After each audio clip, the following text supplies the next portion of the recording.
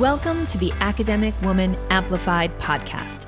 I'm your host, Kathy Mazak, tenured full professor, mom of three, and firm believer that the culture of academia needs to change radically. Women are revolutionizing academia within institutions that were not built for us. If you're ready to reject the culture of overwork, kick guilt and overwhelm to the curb, and amplify your voice to make a real impact on your field without breaking down or burning out, you're in the right place. In the summer season of the podcast, we're busting the myth of the quote-unquote traditional path through academia by featuring the life stories of diverse academic women who have created success for themselves on their terms. Get ready to get inspired. Let's go. This is a really special episode for me because I'm interviewing my full-time coach, Dr. Gina Robinson. Gina Robinson came into academia as a first-generation college student. She continued to go on to do study abroad programs, go to Yale, have 2 kids, get a tenure-track job, get tenure, and then decide to leave the quote-unquote traditional path.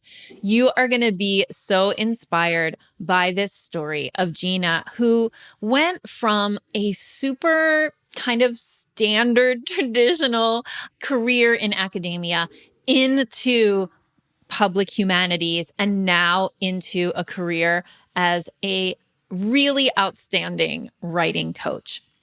Gina's story is going to highlight the fact that you are more than the container through which you are delivering your greatness into the world. The institutions that we work for are only containers through which we offer what we have to offer to the world. And that container can be different. You have the skills to operate in many, many different containers. And Gina's story is going to show us that. I hope you love this interview as much as I do. Okay, today we are talking to Gina Robinson. Will you please introduce yourself, Gina, well, I already said your name. But anyway, please introduce yourself to us. Tell us your name, your pronouns, your field of study, and what you do now. Great. So my name is Gina Robinson. My pronouns are she, her, hers. And my field of study, is that what was next? Yep. My field of study is Spanish and Portuguese.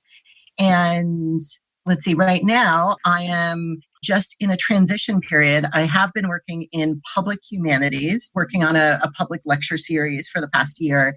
And I will very soon be a full-time writing coach for Kathy Mazak. Woohoo! It's so exciting. Okay. So today, Gina, we are talking about your path through academia. And what we're trying to do in the summer season of the podcast is like highlight this idea of like a traditional path that everybody follows the same path is not really a thing. So let's start out just by talking about like, what were you like as a kid? Ooh, I was without question the perfect little nerdy schoolgirl. I loved being in school. And, I think it helped that I lived across the street from my elementary school. And it's also where my mom worked. So I went home for lunch every day to have lunch with my mom. And then she and I would go back, and I had half-day kindergarten. I don't think that this exists anymore, but I had half-day kindergarten. And so at noon, when I would go home and have lunch, I would come back and I would sit in the 3rd grade classroom because the 3rd grade teacher just really liked me. And so she would give me their reading and their math and whatever it was, and I would try to do 3rd grade work. And that was just, it made me feel really special, and I knew all the teachers' first names. And it was like school was just a second home for me. And so that, I think that was really the start of absolutely everything because, being a good student is a common theme with a lot of people. And I think it definitely weaves its way through my whole story. Yeah, nice. Okay. So that I can picture little Gina sitting in the third. Braids. I had really nice braids. So cute. I also I'll say your story resonates with me because I lived around the block from my elementary school, and I also had half day kindergarten and would walk home every day. Like I have my mom was a teacher, not in that school, but both my mom and dad were teachers. So teacher's kid, Yes. Yeah. It just creates a certain mindset. We're like, well, yes, we're going to be in school and we're going to enjoy it. And we love everybody in the school, and everyone from the custodian to the lunch lady to all of the teachers. You go to their houses. It becomes your world very, very easily. Yeah. Okay. So that was elementary school. What was high school like for you? And what was the moment you knew that you were going to go to college?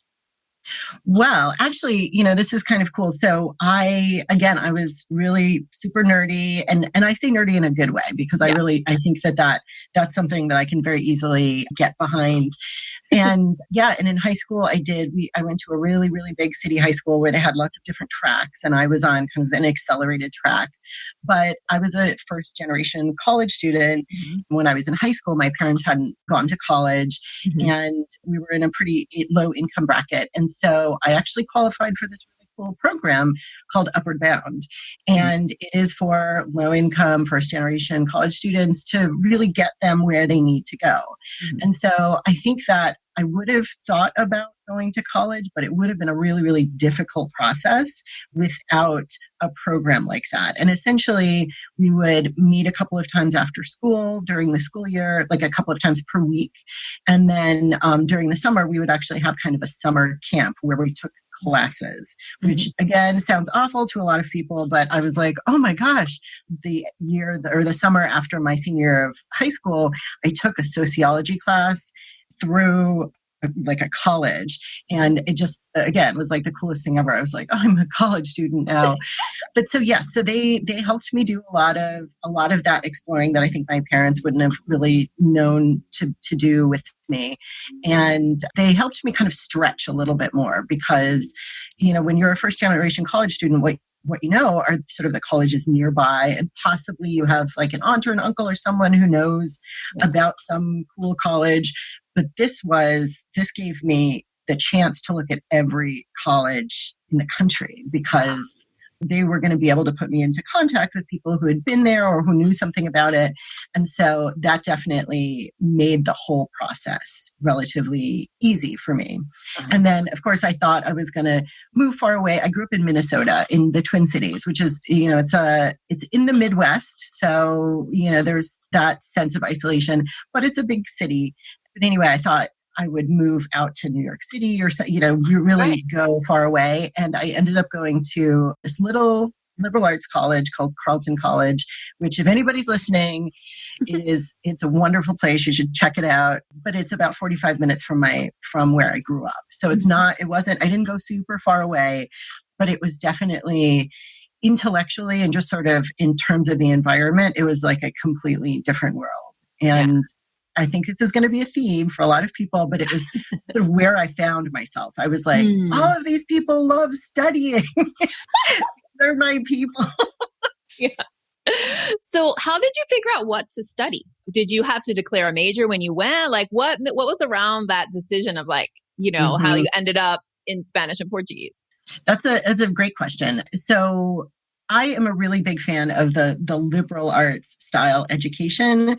We had to declare a major at the end of our sophomore year. So you got through half of your college career before you had to declare a major. We had we had a solid core curriculum. So it was great because I got to take a lot of different things. I started out, actually, this is hilarious. I started out thinking I was going to be a math major. Okay. That I would maybe become a math teacher. And I took a bunch of calculus classes because I really loved the calculus classes I took in high school, and realized that I wasn't crazy about it. It was good, but it wasn't what really fired me up. Mm-hmm. And I, of course, had to take language classes, and I took Spanish classes. And one day someone came in and said, hey, let's talk about studying abroad. And that was in my freshman year.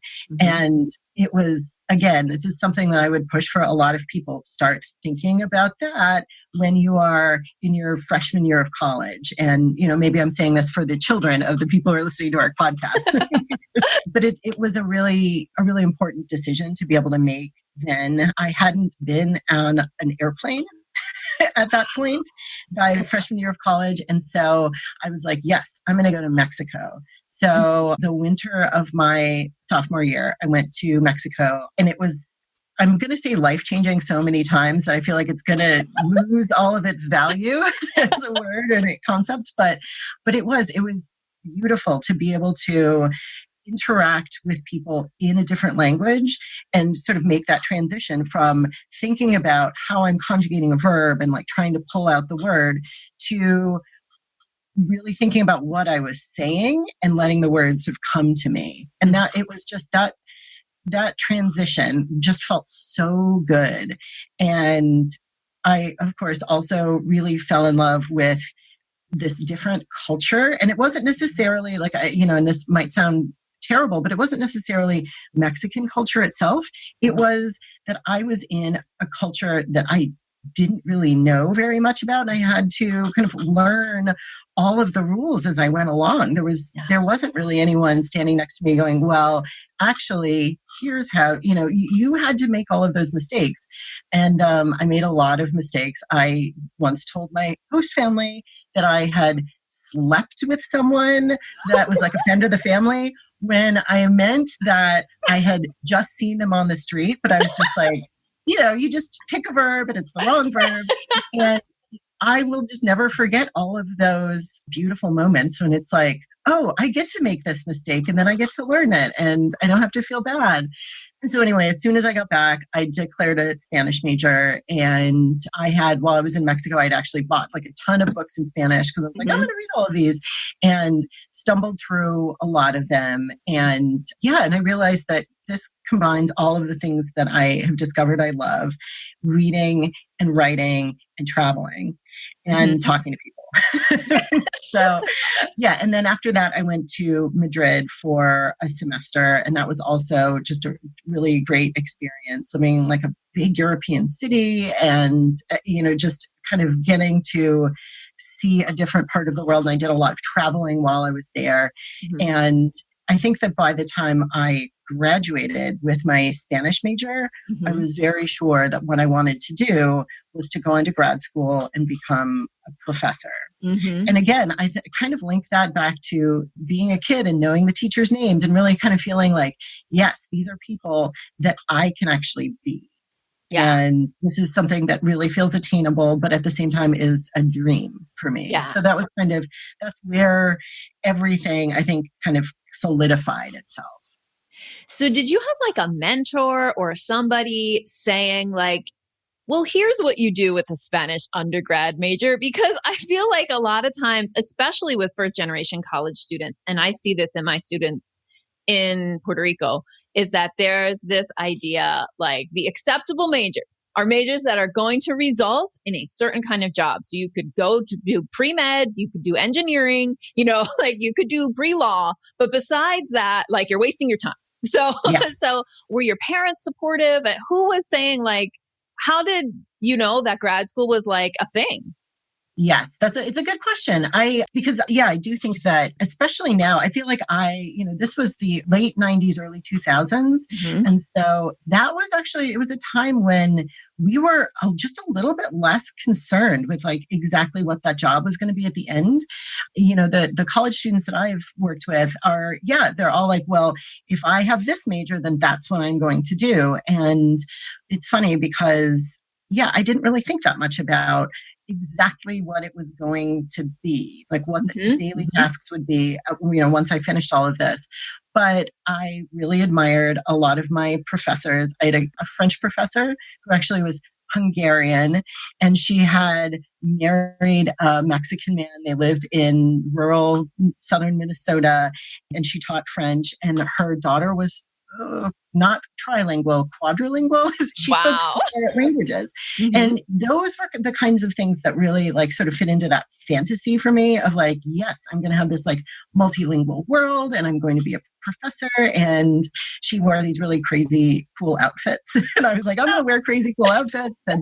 And so it wasn't actually very concrete. And, and I think that in terms of mentors, those people definitely were mentors, but I didn't have the foresight to say to them, hey, what is it like to be a professor? What are the pros and cons? Also, again, that was late 90s, early 2000s. It was before we felt that kind of job insecurity in a lot of, in academia. And so those professors were like, yeah, you go to grad school, you become a professor, you can go anywhere you want. I'm sure Harvard will hire you. It's easy. And then, by the time you get all the way through grad school, things are very different. Like those intervening years were really, really important, just sort of historically for thinking about like our job market. But I also kind of felt like I wanted to make some of my own mistakes on the way there. And so I didn't actually go to grad school right away. I took a corporate job. I moved to Chicago and I worked, this is so funny, I worked at an industrial supply company. So I did like website building, and then I worked on a sales desk, like for inbound sales calls, and none of it had anything to do with Spanish. Right. And actually, the way that I got connected with that job was just an alum that came and talked, and we got along really well. And she said, you should apply. And I said, but, I don't have the skills for this. And she said, of course you do. And they hired me, and I did have the skills for it. And that was really impressive to know, like, oh, well, I majored in this one thing, but I developed writing skills, and I developed, the skills to like figure out how to become like a web tester and all kinds of strange things that I wouldn't have written down on a resume at any point, but definitely recognized that I got them. And so that was the one time that I really like veered out of this, what I would consider like a relatively traditional trajectory. Yeah. But I just kind of wanted to be honest, I wanted to I wanted to test my theory that like, I wanted to be a professor. Like maybe I don't want to be a professor, but I'm not going to be able to find out unless I have a different kind of job. Yes. And I worked there for 2 years. There were definitely pros and cons to that position, but it was a really, really good learning experience for 2 reasons. One, I did test that hypothesis, and no, I did not want to work in the corporate world. I wanted to get back into academia. And number 2, I actually got a lot of skills that are not traditional in academia, a lot of organizational skills and project management skills that I use later on in everything that I did. But yeah, that I could only get in that situation, in that corporate situation outside of academia. And so it was really a good little deviation from where I thought I was going. But I left that job and I moved to Spain. I moved back to Madrid, and I did a master's program through Middlebury College. Cool. They have those cool 1-year master's programs where you do like a summer in Middlebury and then you do a full year in Spain. And I did that master's program. I actually worked at the Fulbright organization as well, like did a little internship, which was the scariest thing I've ever done, I have to say, because people would call with questions, and they were Spaniards calling, a Spanish arm of the Fulbright organization with questions about studying in the US. And for anyone who has ever learned a foreign language, talking on the phone is the worst. That's a nightmare. It's the very, very worst thing. But I knew that was like something I was going to have to get over. It was like, I hate talking on the phone, can't imagine how it would feel talking on the phone in a different language. So I just have to do it. And again, I'm sure I bumbled so many different things, but it was a great experience, not just for the language experience, but for the experience of like finding something that I'm particularly not good at or afraid of and just doing it and sort of busting through that fear, because It was awful the whole time. It was like terrifying the whole time, but I didn't die. So I survived it. Then after that, I had a little period of rest, I would say. After getting my master's, I moved to Mexico and taught English for a year and then went on to grad school. I needed that year just to kind of like take a breath, and then went to Yale, planning to just study Spanish, but then Portuguese kind of popped in, and it is kind of my secret love. And and then 9 years ago today, I walked across the stage and got my PhD. So that kind of ends that chapter, I suppose. Yeah. So, okay. I know you're a mom. So where do the kiddos fit in? Yes, that's a great question too. When I lived in Spain, I met my husband. He had decided he's British and he lived in England, and he had decided he didn't like living in London anymore and he wanted to just kind of like see the world. And we met and we ended up living in Mexico together. That was our big exciting adventure before becoming adults, I guess. And then we both moved to New Haven together and we got married in New Haven, which was really beautiful.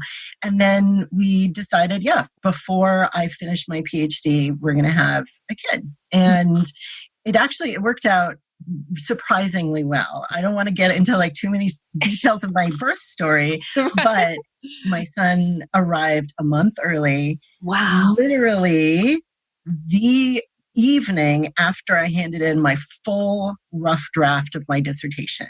It was like he was waiting in there. He was waiting in there. And then he was like, I'm pressed send. Yes. I pressed send. And that night I was in the hospital.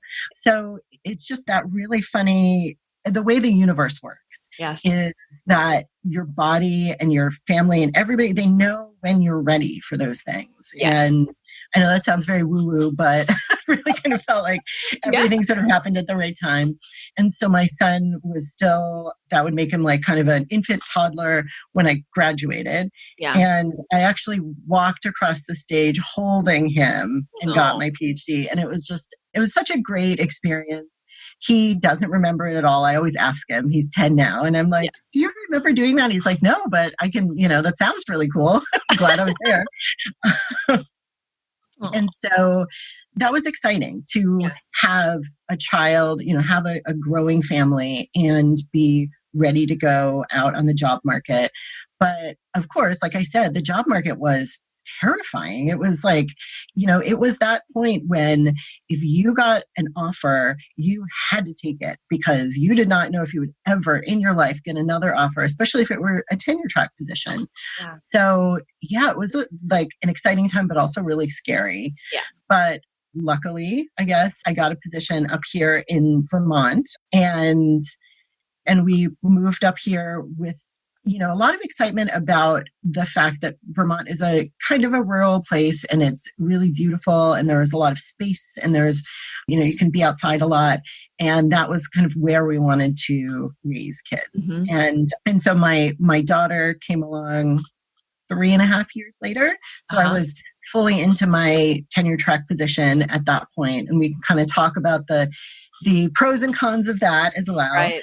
But so they've really kind of grown up in this, in a very academic world because my husband, who is now my ex-husband, but it's not a big deal. He is an academic librarian.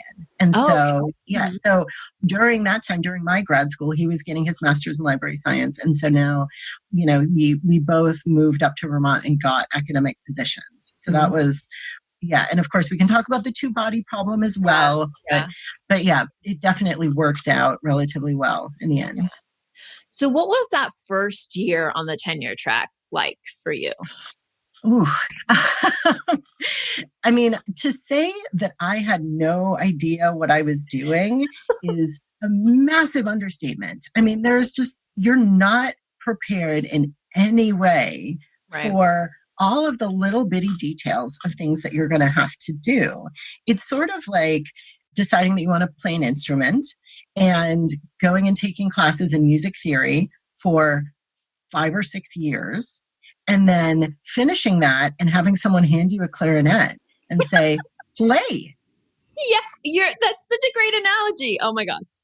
because, there are just like so many details. Like, well, then how do I write the syllabus? In the classes that I'd taken and the classes that I taught in grad school were not those like really basic language classes. They weren't the service classes that you're going to have to teach. They were really high level classes. And so I was like, oh, I don't need all of these theory books that I've packed up and put in my office. I need to know how to write a syllabus. And the best advice that I can give anybody is ask everyone. Like, don't feel bad. Can I look at your syllabus? Where did you get that? How do you know how to do that? Do you, just don't feel bad about asking those things, because everybody was there at a certain point. Yeah. And one thing that was really terrible, I learned like 5 years into my position, was that a lot of kind of the old guard at my university, so some of the older male faculty, would have the department's secretary type out their syllabi. Okay. Because they would kind of sketch out some things and then just hand it to them. And that was, obviously that was a different generation of people and a different generation in terms of their ideas about, what being a professor was. But, it just really struck me that, we hadn't learned that in grad school, because there were a lot of faculty that really just hadn't learned that themselves. It's hard to teach people what you haven't learned in any kind of formal way. So yeah, there were things like writing a syllabus and getting to the bigger ideas of balancing research and service and teaching. Those were, in that first year, still pretty far off in terms of like what I was able to worry about. Because there are all these little tiny worries that occupy your mind. Like, am I going to know how to use the technology in my classroom? And, how do I actually remember all their names? And how do I do all this grading? There were just all those really little things that, you kind of learn as you go. But oh my gosh, I wish there were a primer for that. Right. That's another book. That's another book we write. Yes. Oh my gosh. Day by day, how you do the simple work of being a professor. Yeah. So much studying and really no preparation. Like that's So I didn't ask you about like your dissertation. And so let's talk a little bit about kind of like those first years on the tenure track and writing and publishing. I mean, did you write off of your dissertation? And like, what was that like in the kind of tenure prep process? So my dissertation, I love this because I have to say it was like my favorite thing to do. I wrote about Latin American detective novels. Oh, that's so cool.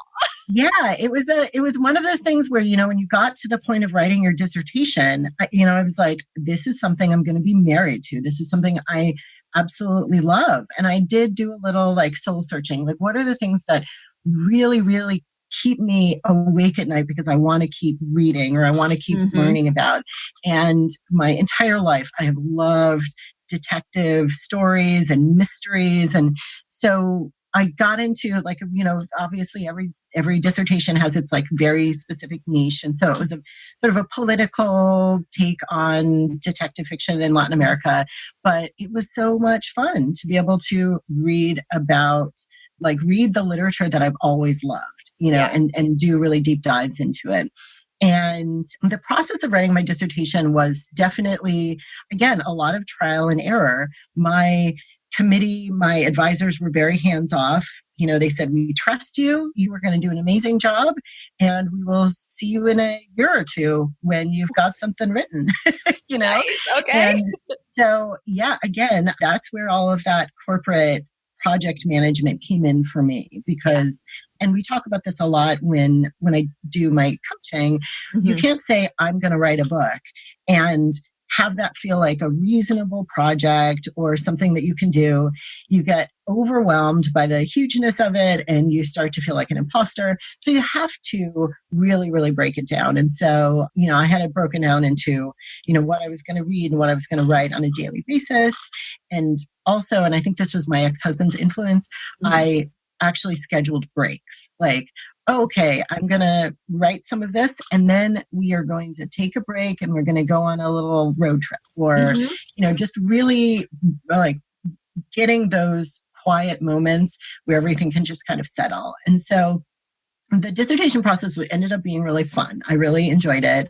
And then I was very excited about publishing from my dissertation. Mm-hmm. And so in my first year, I pulled a couple of things from my dissertation and I did nothing to them. Like I pulled a chapter, did nothing to it, and sent it to a publisher.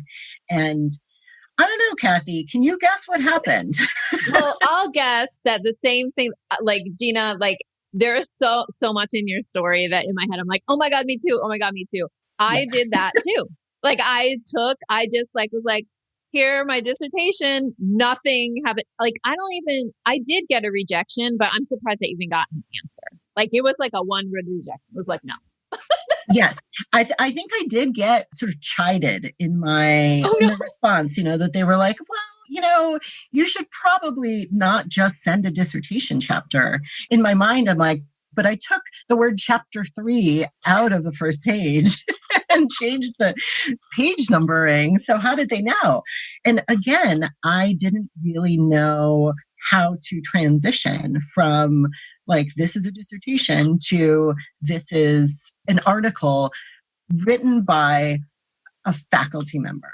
Yes. Because, and then I started reading up on it and I started talking to people and, there were just so many things that now seem like second nature. Like, let's take a look at your lit review and see how much of it you really need to put in. Because as a graduate student and in your dissertation, you want to remind everybody that you've read everything. Yep. But when you're writing an article, you don't have to do those kinds of things. And, it was after that first rejection that I even bothered to think about it. And so, to be honest, it was a hurtful rejection because I had, like sailed through up to this point and sort of felt like, yes, I can do this. I'll publish an article. And that rejection actually caused me to wait a couple of years before really going back. And again, this is like such a common thing. You get that rejection, you take it very personally, and you shelve that project for as long as you possibly can until the hurt is gone, and then you pull it back out. And so in the meantime, I kind of shifted into a couple of other things. I actually started, again, totally weird, but I started writing about Spanish language horror films. Okay. So I'm a huge horror film fan, which is just the most random thing. But I have 2 older brothers, so I grew up watching horror films with them. So, so I started writing about Spanish language horror films, which is actually a really very cool genre. And I wrote an article from beginning to end, and I sent it into the very best journal I possibly could. Mm-hmm. And again, another like just really obvious lesson. They wrote back and they were like, this is not what we publish. We don't publish this. Yeah. And, they were like, we don't publish anything about film or anything other than literature, words on a page. And I was like, oh, I probably should have read some of the articles in here, thinking about the genre itself. But again, really good lesson learned from failure. And, I did some actual research and I sent it to a few different places. And then I did get it published. And that was a big deal. Then your first article is like, that's almost as good as your dissertation in terms of like how good you feel about it. And then I wrote a couple of other articles about really similar things, kind of in that area, moving away from my dissertation. And then it wasn't until I was actually pretty close to getting tenure that I decided, my dean had actually suggested that I really I go back to my dissertation and I think about whether or not I wanted to try to publish it as a book, because it had a lot of coherence as a book, or take it apart and publish it as articles.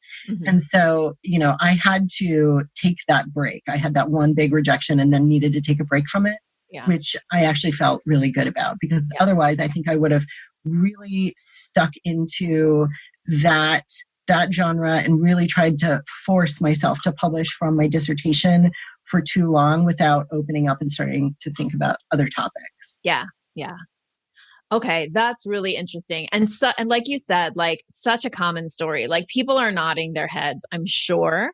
And I think that's something that you and I talk about a lot when we talk about like program development is like why is every person making these big mistakes all alone in their offices, Mhm. and Yes. slowing down the process. And I think it's true though also probably things are a little different now than they were for us just because of the market and people are trying to get like for me like I had a book chapter in a, like an edited volume but that was the only public and like a book review or something but I didn't have any publications when I Mhm. got my tenure track job and that I think is like not the case anymore. Like people are definitely like having to publish earlier but still the Yeah. same that's those same processes like it's such a familiar story to me Mhm. so totally And I normal. think there are probably now in graduate programs, I'm hoping that there are some things in place to really help graduate students understand, like, okay, if I'm going to try to publish, here's all of the logistical stuff that I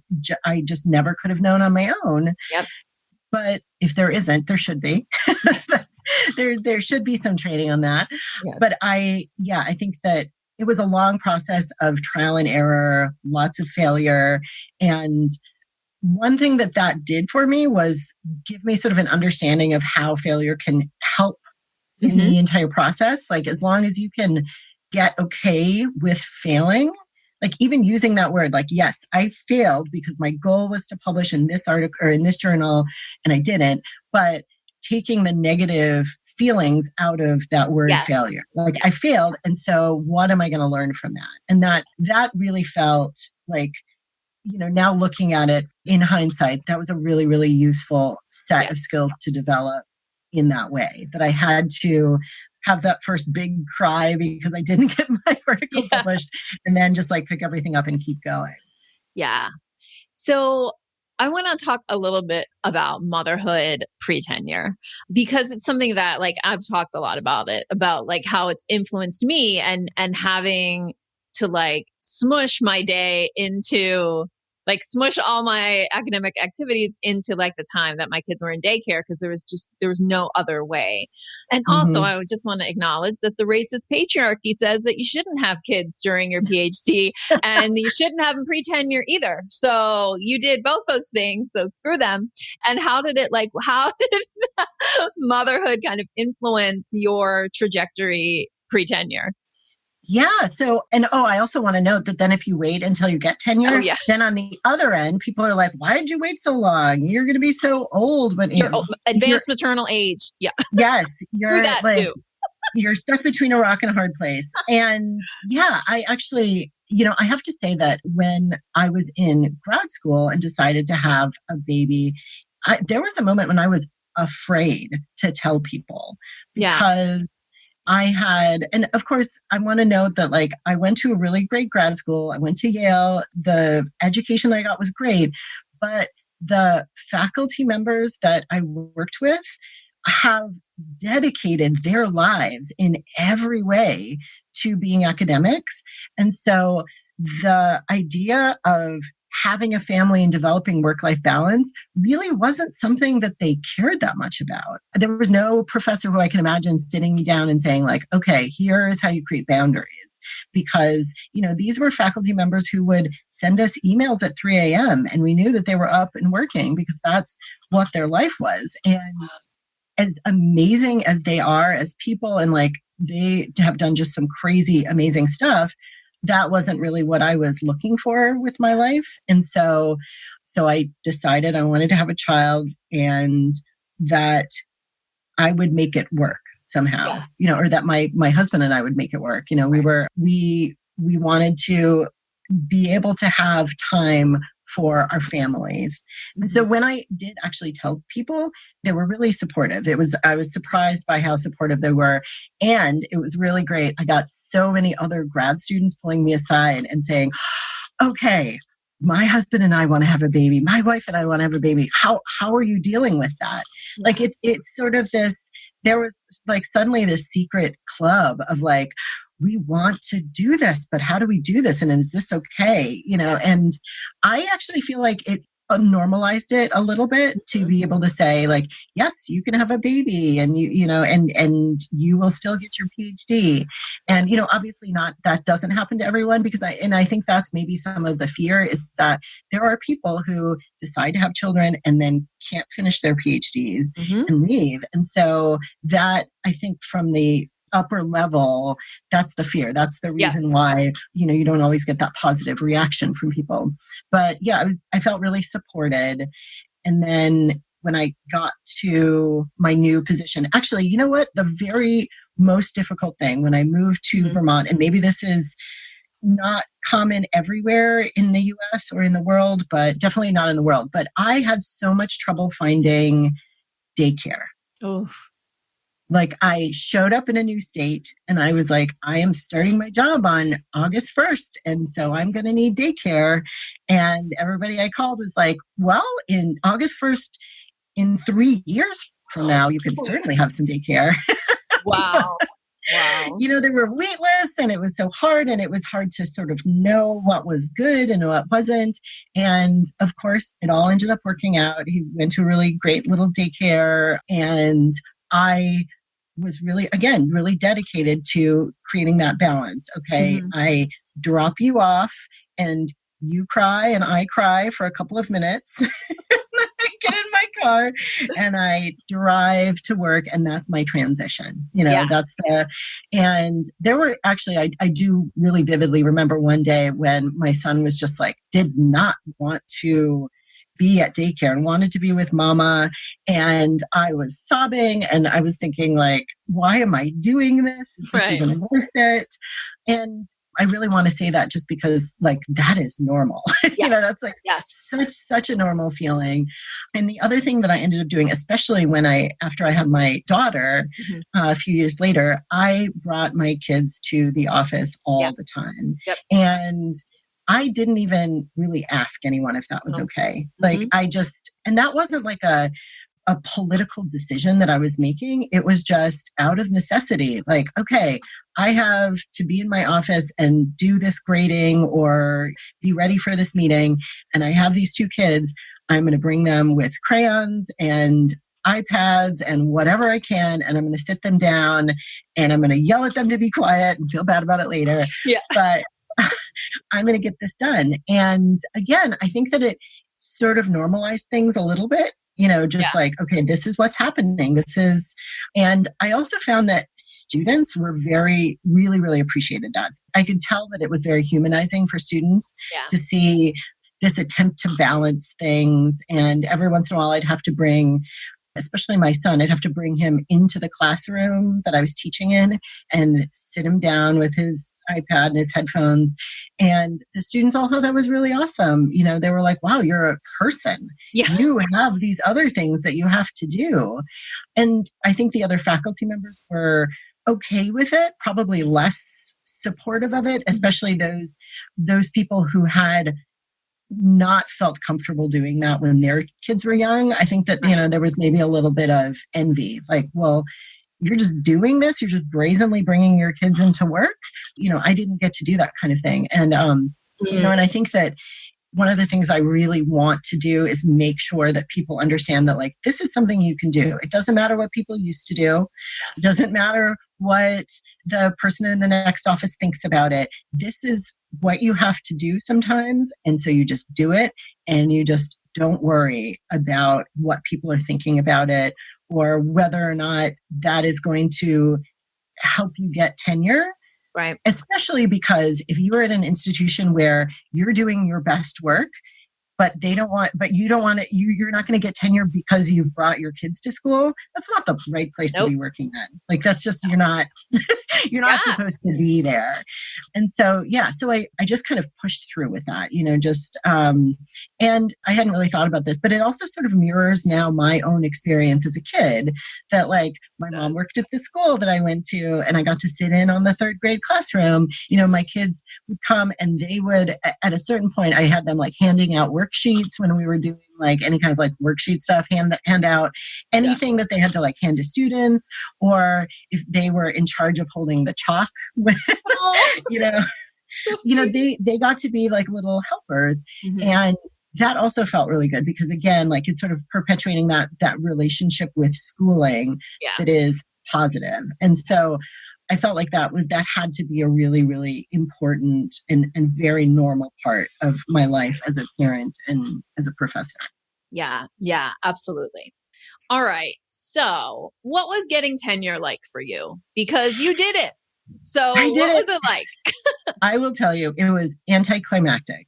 Ugh. It was great. Obviously, I would never, ever say that it's a bad thing, but it was so terrifying to put together this tenure packet and focus on these little bitty things like, oh, well, how should your teaching statement come before your syllabi in this, in this part of the folder, and what font should you use? And just, details that, again, if that's what people are focusing on, they don't have the right priorities. Right. But when you're in that moment, you can't be flippant about it. You care about every single detail. Right. And I kept trying to remind myself that what I'm being evaluated on is everything I've done up to this moment.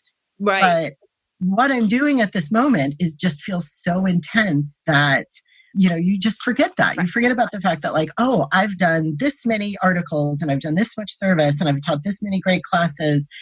But now what really matters is whether or not I'm using the right dividers in my 3-ring binder. It was just such 100% focus on detail. And and then once you hand it in, it is just magic. You just, it's gone and you don't get to know anything about it. And it's like your tenure committee kind of pretends that they don't even have it because, you're talking to somebody about, you're in a faculty meeting and you're like, I know that you were reading my packet in your office before coming to this meeting. Can't we just talk about it? But no, it's like this really secret, like when they're choosing a new pope, and they and it's the black smoke or the white smoke. Everything is like so shrouded in mystery. And so, then one day, one of my colleagues who, was also going up for tenure, she called me and she said, did you get the call? And of course, she didn't mean to scare the crap out of me. Someone who loves horror movies, this was what was scary to me. This is what would keep me up all night and make me look under my bed. Did you get the call? I was like, I didn't get any call. And then half an hour later, I got the call from some administrator that I didn't even really know that well saying, hey, congratulations. And then I was like, so now what? What do I do? What, There's no trumpets. There's nobody who comes and does like a trumpet fanfare. That's what I was upset about. And, and I got some like vague, like congrats from my department. And I had like a really, really good friend that was in my department who gave me a bottle of wine. And, like we celebrated in my office. Didn't drink the wine in my office though. Can't do that. But it felt anticlimactic. Like it just definitely felt like, okay, I'm at the top of the mountain. And, actually it's kind of cloudy and I don't get to see the view. And actually this isn't the top of the mountain. There's another really big mountain right next door. Now you got to go climb that. And really, I would say that was kind of the moment when I started thinking about leaving academia because I realized that a lot of what I had done, like this really traditional path, from college all the way up to getting tenure, I hadn't really established like, what do I want out of this? How do I want to feel when I get this? Is this going to make me feel like I am an accomplished person? Is this going to erase all of the imposter syndrome? Is this going to make me feel like finally I've done the right thing? And none of those things really happened. And I know that this sounds so negative. I feel like, oh no, there are going to be so many people who are like, okay, maybe I don't become a professor. But maybe that's the point, is that you really have to know that this is what you want to do. And you have to know that you're going to feel okay with the fact that, yes, once you get tenure, somebody's going to hand you a whole bunch more work. And you have to love doing that work even after you've gotten to that point. Yeah. And I just kind of realized that I didn't love that work anymore.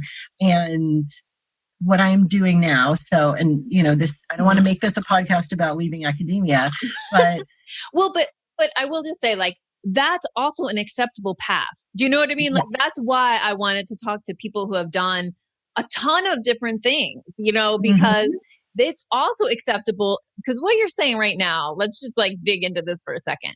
Everybody is running towards tenure Yes. at full speed. And Yes. all the Breakneck, elbowing people in the way. Yep. Yes. And you get there and you get it.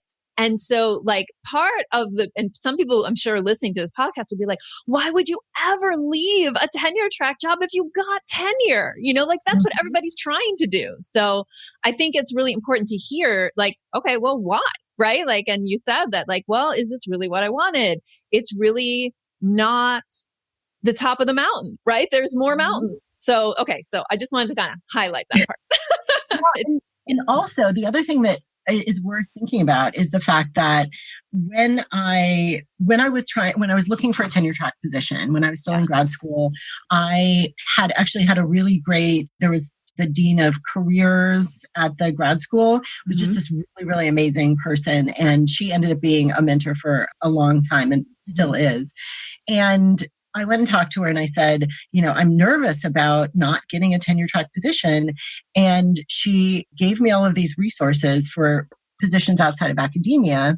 And I did a lot of research into it with the mindset that like, that was not option B, or not plan B, not plan C, plan Z. Like if I absolutely could not get even like an adjunct, like, position in the middle of nowhere, paying nothing, then I would consider non-academic positions. And that's the hierarchy that we establish in grad school, that like the only way that you can like grab that brass ring is by doing something that will put professor in front of your name. And once I got to tenure, I realized two things. One, I could look at the job market not as like, non-academic positions are inherently inferior and they're a last ditch effort to like have a job, but that those might be better than what I was doing. Yes. And that if I made a list of all of the things that I love doing in academia, but not any of the things I don't like doing, then I could maybe find a job that fits those things better. Yeah. Yes. And the other thing that I realized was that, and this is again me being a little bit woo-woo, but if I can get to this point, I can do a lot of things. Oh yes. It's like that is so much hard work, and that's so many skills that you just never even think that you're using, but you are. You have so many different skills to get all the way to tenure that like I could be a CEO at a corporation. Totally. If I can do this, I can do anything. And so it filled me with a lot of confidence in terms of like taking that leap. Yeah. And, to think about the sort of the post-tenure, post-academic world, I don't want to say that I'm really lucky. I said I was really lucky when I got my tenure track position, but this really felt like I was really qualified for this and everything sort of fit in right. I got this great position in public humanities. And I think that why they ended up hiring me was that they saw that I could do a ton of research, that I could make it comprehensible to a general audience, because that's what we do when we teach. We take all of the Spanish language and turn it into something that, students can understand on a daily basis. And they knew that I knew how to talk to other academics because inherently we know this. We are kind of weird. We're just sort of difficult to have conversations with. And they really looking for someone who could get academics to do public humanities work. And they needed someone who sort of spoke their language. And so that was really, really cool. It also has a mission that I just never imagined being a part of, like bringing knowledge into the public sector, Right. into a wider arena so that the work that we're working so hard to do is not read, those journal articles aren't read by 3 people. We're doing a talk that then gets listened to or seen by hundreds of people. Yeah. And we're spreading that information so much wider. We're changing the way that people think of humanities or think of academics. And so that was kind of a big list of all of the things I really loved doing in academia, and very few of the things that I didn't enjoy doing. And so that felt really good. Yeah. And I think it's the same thing with coaching. When I coach, I'm doing all of the things that I love. I am working with people who really want my help rather than, as much as I love teaching undergraduates, their goal is not to listen to me or or to really, really suck into that subject.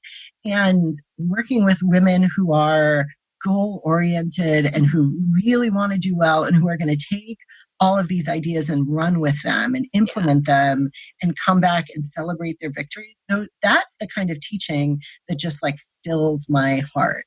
Yeah. And so the idea that what we are doing in academia can only be done in academia is something that I just you just sort of throw that idea away because it is absolutely not true. And so it was a big leap, and it was a big leap of faith. And probably if I had done it again, I would do it differently. I would do some things about it differently.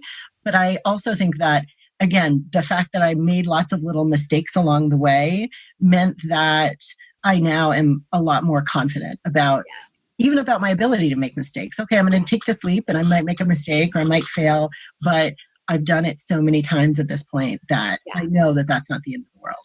Yeah. Oh, that's so inspiring. And I just want to mention again, the thing that we've been talking about in the Elevate program for our post-tenure people is this idea that you are not the container through which you do the work. You are you, and you can choose the container through which you do the work. And for some people, being a professor and getting tenure and getting full, and even going into admin or whatever, inside of an institution path you choose, is one container, but it's not the only container. So your story shows public humanities is also a container. In it, you are researching, you are teaching, you are communicating, all of those things that you developed inside of the container of the university translate into these other containers, and then also into coaching as well, right? There is a difference between teaching and coaching, but that core, kind of love of seeing somebody transform through actions that they take and things that they learn is the same, So it really is you have been able to experience or bring your gifts to the world and, through different containers. And that is also an acceptable path through, for people. So yes, it's so inspiring. Yeah. And I'm happy with my path. And I think that everybody, the ultimate goal is to be able to say that. I'm happy with the path that I took and I'm happy with the place where I am. But it definitely required a moment of pause and thinking, okay, is this where I want to be? Is this what I want to be doing? And I think that, the fact that this podcast is coming out in the summer is going to be really important because the summer does tend to be that time when we have that little pause. Yeah. And that's the time to just sort of sit and think am I doing what I want to be doing? And whether that's, in academia or not, just am I doing what I want to be doing? What are the things I love? What are the things that I don't love? What am I really, really good at? And how can I do more of that? How can I get into my zone of genius? Yes. How can I get to a point where I feel like I am the best person to be doing this? Yeah. And I feel like an authority doing it. And, whether that's a little tiny shift in what you're doing in the position that you have now, or a complete overhaul of everything. Either way, it's really, really worth taking that moment to just sit and think about it. Yes. Well, that is a perfect place to end what has been a fantastic conversation. I've loved hearing your story. So thank you so much for being on the podcast. Yeah, thank you for having me. This was a lot of fun. Thank you for spending your valuable time investing in yourself and your career by listening to this episode. If you'd like to continue the conversation, join the over 13,000 academic women and non-men folks in the I Should Be Writing Facebook group. Just go to facebook.com/groups/I Should Be Writing or search for I Should Be Writing inside your Facebook app. See you inside.